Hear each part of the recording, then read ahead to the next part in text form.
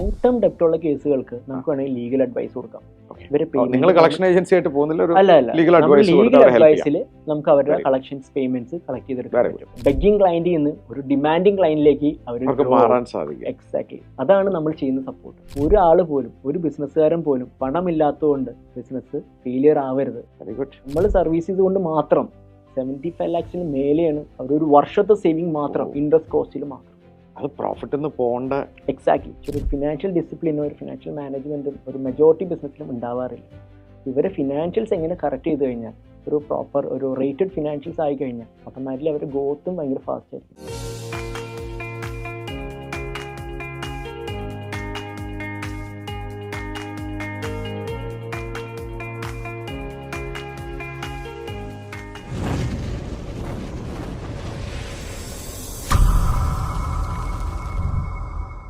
ഏതൊരു സംരംഭം തുടങ്ങാനും അത് വളർത്താനും വിറ്റാമിൻ എമ്മിൻ്റെ ആവശ്യമുണ്ട്. മണി, ഫിനാൻസ്. സംരംഭം തുടങ്ങാനും തടസ്സം, വളർത്താനും തടസ്സം ഫണ്ട് തന്നെയാണ്.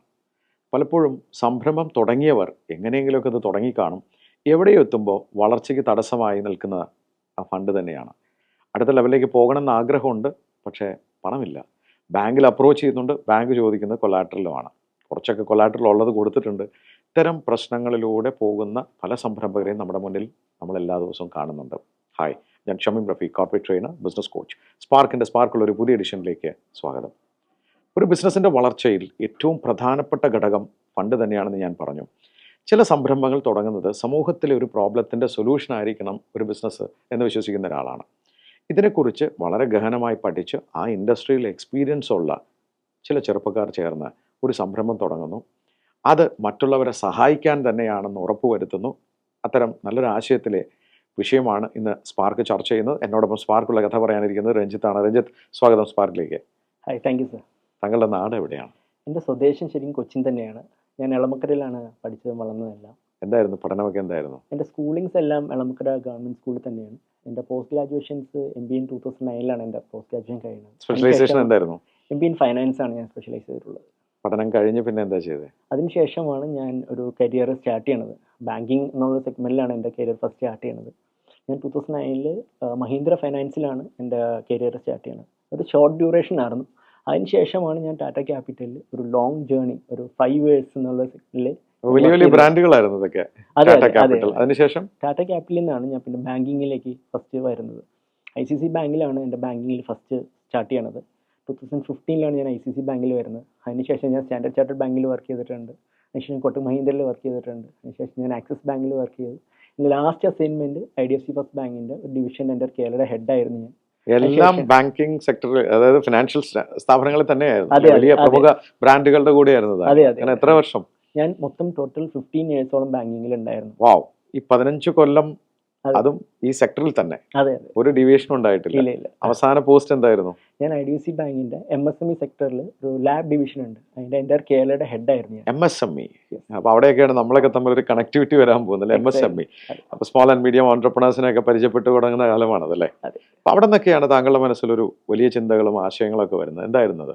MSMEയിൽ നമ്മൾ ശരിക്കും പറഞ്ഞാൽ ഞാൻ ഇത്രയും നാളും വർക്ക് ചെയ്തുമ്പോൾ നമ്മൾ ഒരുപാട് സിനാരിയോസ് നമ്മൾ കണ്ടിട്ടുണ്ട്. നമ്മുടെ ബിസിനസ്സിലെ ആളുകൾ ഫേസ് ചെയ്യുന്ന ചാലഞ്ചസ്, പ്രോബ്ലംസ്. അപ്പോൾ ഇതെല്ലാം അഡ്രസ്സ് ചെയ്ത് എങ്ങനെ ഒരു സൊല്യൂഷൻ കൊടുക്കാം. അപ്പോൾ ആ ഒരു സൊല്യൂഷനിലേക്ക് തിങ്ക് ചെയ്തപ്പോഴാണ് എനിക്ക് ഇങ്ങനെ ഒരു സംരംഭം തുടങ്ങണമെന്നും ഒരു ആശയം വന്നത് ശരിക്കും. അപ്പോൾ അത് ആരുമായിട്ടെങ്കിലും ചർച്ച ചെയ്തോ? പിന്നീടാണ് ഞാനത് എൻ്റെ പഴയ ബോസുമാരായിട്ട്, ഞാൻ IDFCയിൽ വരുന്നതിന് മുമ്പ് ആക്സിസിൽ കോർപ്പറേറ്റാണ് ഹാൻഡിൽ ചെയ്യുന്നത്. ഒരു വലിയ ഡിവിഷനാണ്, ഒരു 100 crores ഒക്കെ ഫണ്ട് ചെയ്യണ ഒരു ഡിവിഷൻ്റെ മാനേജറായിട്ട് ഞാൻ വർക്ക് ചെയ്യുന്നത്. അപ്പോൾ എൻ്റെ സീനിയേഴ്സിനോട് ഞാനിത് ഡിസ്കസ് ചെയ്ത് ഇങ്ങനെ ഒരു ആശയം ഉണ്ടെന്നും ഇങ്ങനെ ഒരു സംരംഭം തുടങ്ങാമെന്നുള്ളത്. അങ്ങനെയാണ് അവരും ഇതിനകത്ത് ഇൻട്രസ്റ്റഡ് ആയിട്ട്. ആരൊക്കെയായിരുന്നു അതിനകത്ത്? ഒന്ന് നമ്മുടെ ആക്സിസ് ബാങ്കിൻ്റെ തന്നെ സർക്കിൾ ഹെഡ് ആയിരുന്ന സുരേഷ് മേനോൻ ഉണ്ട്. അതേപോലെ തന്നെ കോട്ടക് മഹീന്ദ്ര പ്രൈമിൻ്റെ സൗത്ത് ഇന്ത്യ ഹെഡായ പ്രവീൺ ഗോകുലുണ്ട്. ഇവർക്കൊക്കെ എത്ര കൊല്ലം എക്സ്പീരിയൻസ് ഉണ്ട്? 25 years പ്ലസ് കോർപ്പറേറ്റ് ബാങ്കിങ്. രണ്ടുപേർക്കും 25. താങ്കളെക്കാൾ എക്സ്പീരിയൻസ്ഡ് സീനിയേഴ്സ് വേറെ ആരെങ്കിലും? പിന്നെ മേഘ എന്ന് പറഞ്ഞൊരു മേഡം ഉണ്ട്. മേഘ ശരിക്കും പറഞ്ഞാൽ ടീച്ചിങ് ഫീൽഡായിരുന്നു, പക്ഷേ she is also come to us. Okay. അപ്പൊ നിങ്ങൾ 4 പേരായി അല്ലേ? ഈ 4 പേര് ചേർന്നാണ് ഇങ്ങനെ ഒരു ആശയം ചർച്ച ചെയ്യുന്നത്. അപ്പൊ ഇതിന് എന്താണ് അവസാനം തീരുമാനം എടുത്തത്? ഇതിലേക്ക് ഇറങ്ങാൻ തീരുമാനിച്ചു? കാരണം ഞാനിങ്ങനെ കാൽക്കുലേറ്റ് ചെയ്യാണ്, പല ഇൻഡസ്ട്രിയിലും, ഫിനാൻഷ്യൽ ഇൻഡസ്ട്രിയിലും നിങ്ങൾ 3 പേരെ എടുത്താൽ തന്നെ 65 കൊല്ലം എക്സ്പീരിയൻസ് എന്ന് പറയേണ്ടി വരും. 25 പ്ലസ് 25 പ്ലസ് 15 അല്ലെ, അത്ര എക്സ്പീരിയൻസ്ഡ് ആണ് നിങ്ങൾ. ഇതിന്റെ പ്രോബ്ലം ഒക്കെ പഠിച്ചിട്ട് ഇറങ്ങുന്നതെന്ന് പറഞ്ഞാൽ അവിടെ എന്ത് പ്രോബ്ലം ആണ് നിങ്ങൾ കണ്ടത്? ആക്ച്വലി ശരിക്കും ബാങ്കിങ്ങിൽ ഈ ബിസിനസ്സുകാർക്ക് ഒരുപാട് പ്രോബ്ലംസ് ഫേസ് ചെയ്യുന്നുണ്ട്, എസ്പെഷ്യലി MSME സെക്ടേഴ്സിൽ. എപ്പോഴും ഇവർ വർക്കിംഗ് ക്യാപിറ്റൽ ഷോർട്ടേജ് ആണ് ഇവരെ മെയിനായിട്ട് വരുന്ന ഒരു പ്രോബ്ലംസ്. ഇവർ ബിസിനസ് സ്കെയിൽ ചെയ്യാൻ നോക്കുമ്പോൾ ഇവർക്ക് വർക്കിംഗ് ക്യാപിറ്റൽ അഡിക്കേറ്റഡ് ഉണ്ടാവാറില്ല. അത് ബാങ്കുകൾ പല സമയത്തും ഇത് റെസ്ട്രിക്ട് ചെയ്യണത് പല റീസൺസ് കൊണ്ടാണ്. അപ്പൊ പല കാര്യങ്ങൾ പഠിച്ചിട്ടാണ് നിങ്ങൾ ഇതിലേക്ക് അതെ വരുന്നത്. ശരി, നിങ്ങൾ പുറത്തേക്ക് വന്നിട്ട് സ്ഥാപനം എന്താണ് പേരിട്ടത്? ഞങ്ങൾ ലീഡ് സ്പിയർ എന്നാണ് ഞങ്ങളുടെ കമ്പനിയുടെ പേര്.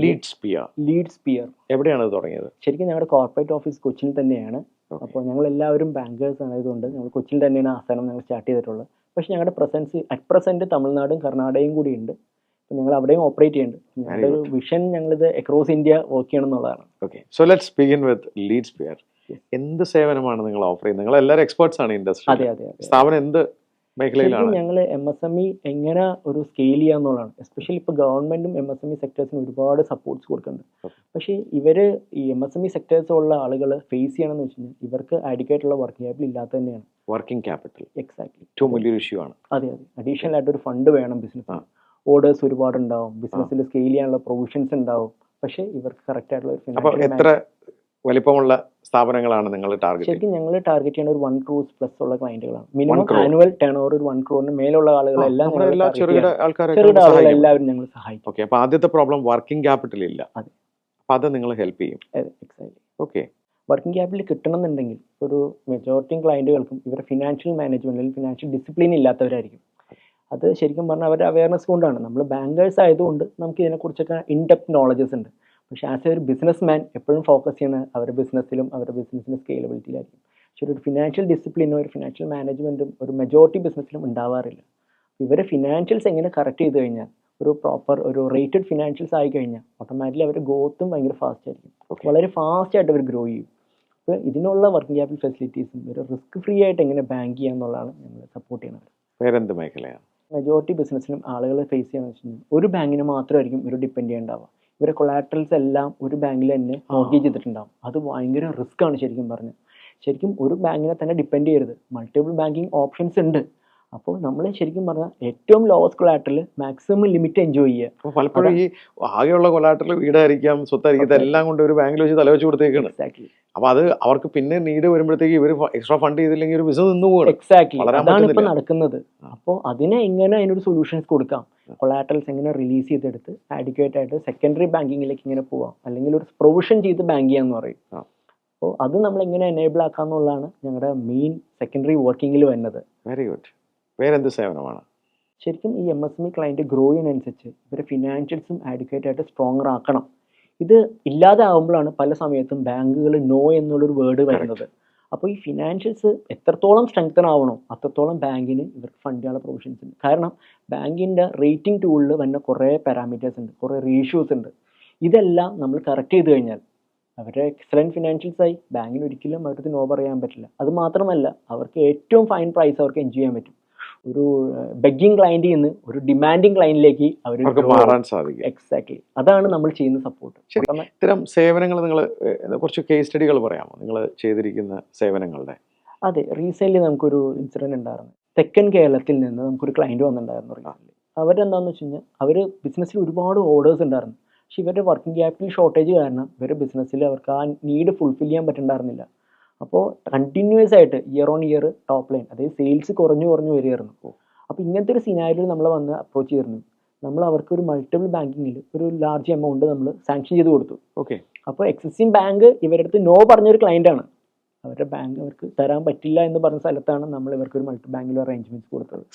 എന്നിട്ട് ആ ക്ലയൻറ്റ് ഒരു 6 crores ഉണ്ടാകുന്ന ടോപ്പ് ലൈൻ ആ നെക്സ്റ്റ് ഇയർ അവരെത്തിയത് 24 crores അപ്പോൾ ആ ബാങ്ക് എക്സിസ്റ്റ് നമ്മളൊരു ഫിനാൻഷ്യൽസും കറക്റ്റ് ചെയ്തു, ടോപ്പ് ലൈനും കൂടി കഴിഞ്ഞപ്പോൾ ഓട്ടോമാറ്റിക്കലി ആ ബാങ്ക് അവർക്കൊരു 5 crores അഡീഷണൽ സാങ്ഷൻ കൊടുത്തു. നോ പറഞ്ഞ സ്ഥലത്താണ് അവർ യെസ് ആയിട്ട് കിട്ടുന്നത്. അപ്പോൾ മാത്രമല്ല ഈ 6 കോടിയിൽ നിന്ന് 24 കോടിയിലേക്ക് അവർ എത്തുകയും ചെയ്തു. എക്സാക്ട്ലി, വലിയ കാര്യമാണ്. അപ്പോൾ അവരുടെ ഗ്രോത്ത് ഭയങ്കര ഫാസ്റ്റ് ആയി. നെക്സ്റ്റ് ലാസ്റ്റ് ഇയർ അവർ അറൗണ്ട് 50 crores എത്തി ഓൾറെഡി.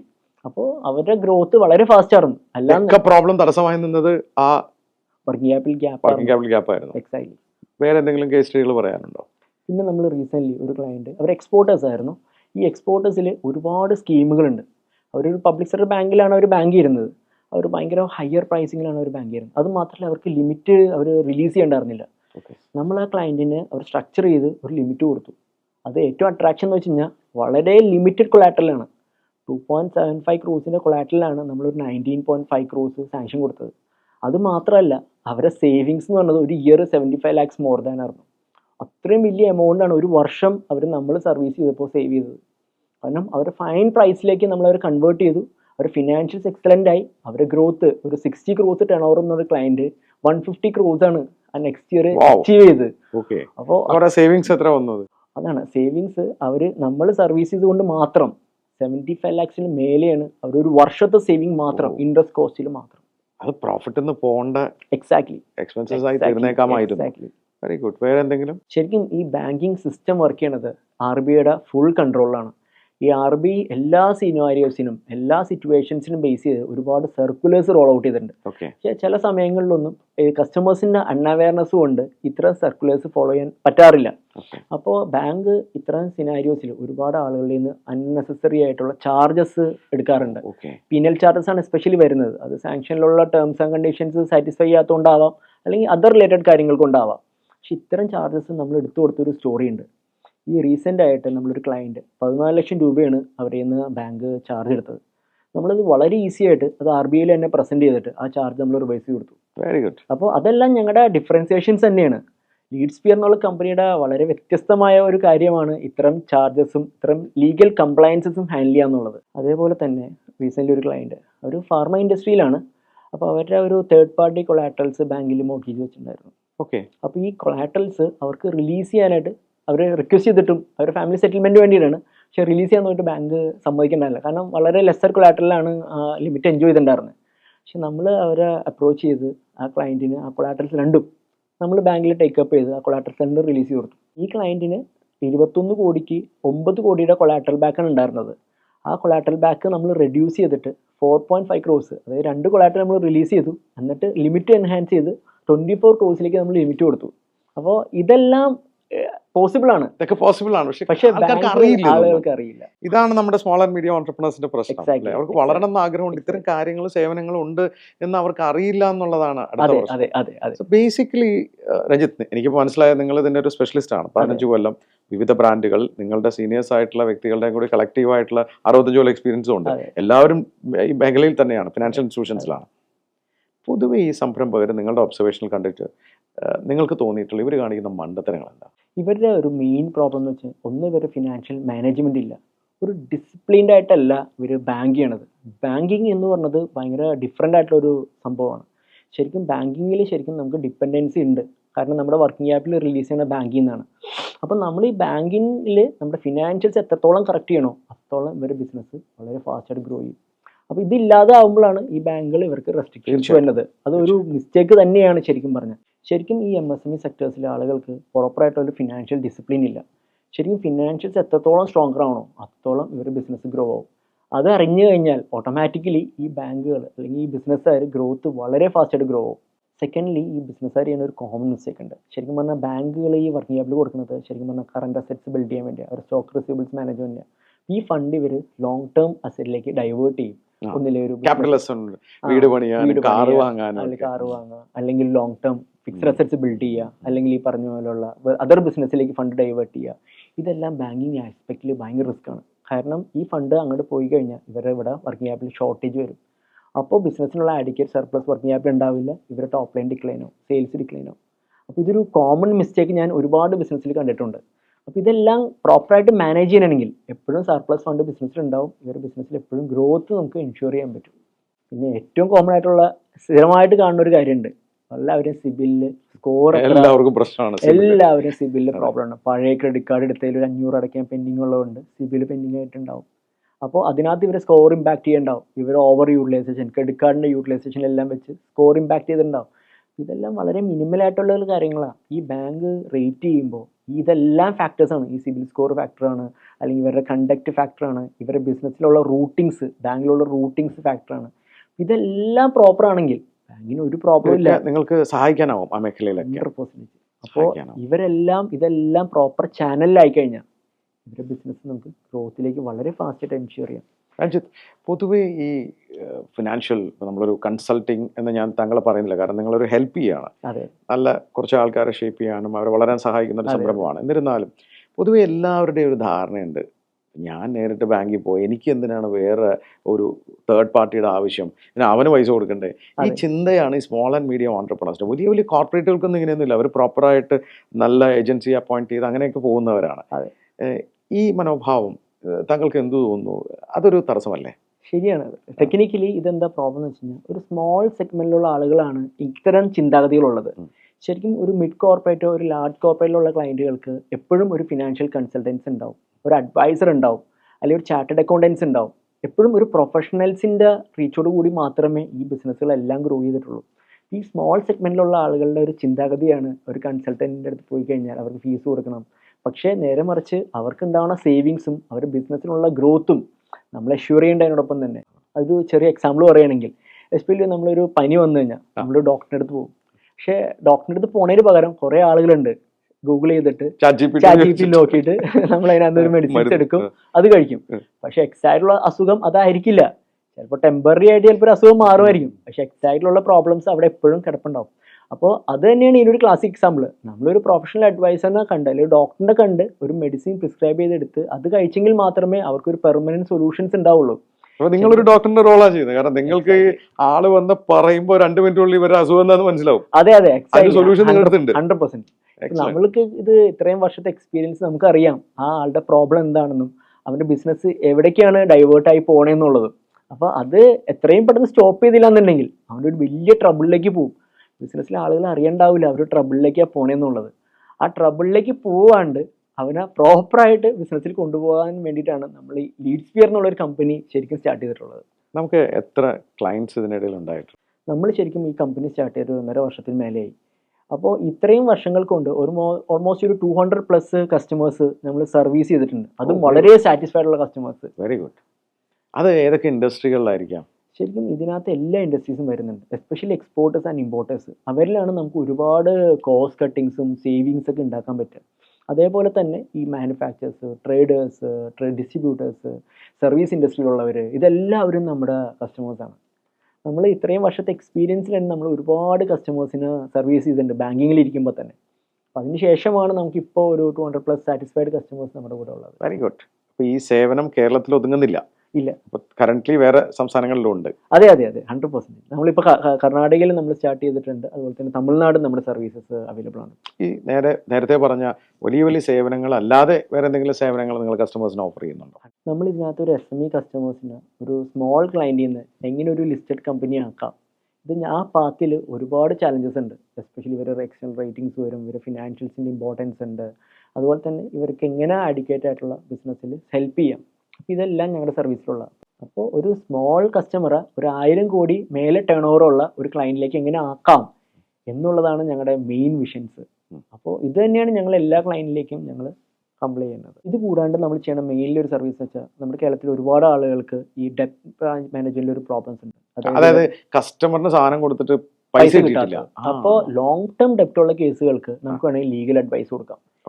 നിങ്ങൾ കളക്ഷൻ ഏജൻസി ആയിട്ട് പോകുന്നില്ല, അല്ല ലീഗൽ അഡ്വൈസിൽ നമുക്ക് അവരുടെ കളക്ഷൻസ് പേയ്മെന്റ്സ് കളക്ട് ചെയ്തെടുക്കാൻ പറ്റും.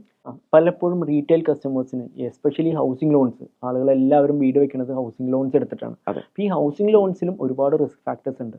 അപ്പോൾ പ്രൈസിങ് ഏറ്റവും ലോവസ്റ്റിൽ എങ്ങനെ അവൈൽ ചെയ്യാം, എങ്ങനെ നിങ്ങളുടെ കോസ്റ്റ് ഏറ്റവും ലോവസ്റ്റിലേക്ക് എടുക്കാം എന്നുള്ളത് പ്രശ്നമാണ്. ഞാൻ ഹൗസിംഗ് ലോൺ എടുത്ത ആളാണ്. പലപ്പോഴും ഞാൻ ശ്രദ്ധിച്ചിട്ടുണ്ട്, ഞാൻ അന്ന് ഫ്ലോട്ടിംഗ് റേറ്റിലാണ് എടുത്തത്.